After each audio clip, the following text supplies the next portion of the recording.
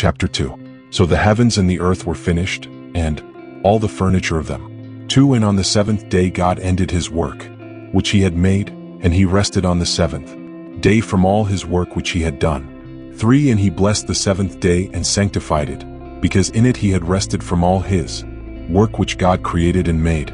For these are the generations of the heaven and the earth when they were created in the day that the Lord God made the heaven and the earth. 5. And every plant of the field before it sprung up in the earth, and every herb of the ground before it grew, for the Lord God had not rained upon the earth, and there was not a man to till the earth.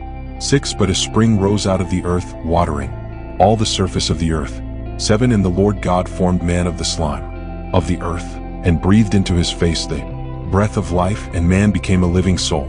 8. And the Lord God had planted a paradise of pleasure from the beginning, wherein he placed man whom he had formed.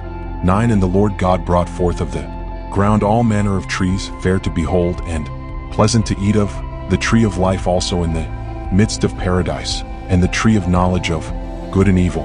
10. And a river went out of the place of pleasure to water paradise, which from thence is divided into 4 heads. 11. The name of the one is Physon, that is it, which compasseth all the land of Havilath, where gold groweth. 12. And the gold of that land is very good. There is found bdellium and the onyx stone. 13. And the name of the second river is Gihon. The same is it that compasseth all the land of Ethiopia. 14. And the name of the third river is Tigris. The same passeth along by the Assyrians. And the fourth river is Euphrates. 15. And the Lord God took man and put him into the paradise of pleasure, to dress it and to keep it. 16. And he commanded him, saying, Of every tree of paradise thou shalt eat. 17. But of the tree of knowledge of good and evil thou shalt not eat, for in what day soever thou shalt eat of it thou shalt die the death.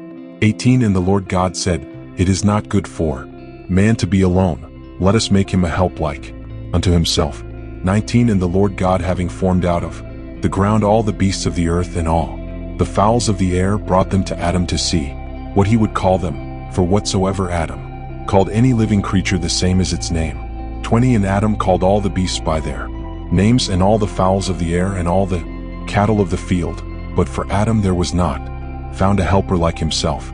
21. Then the Lord God cast a deep sleep upon Adam, and when he was fast asleep he took one of his ribs and filled up flesh for it. 22. And the Lord God built the rib which he took from Adam into a woman, and brought her to Adam.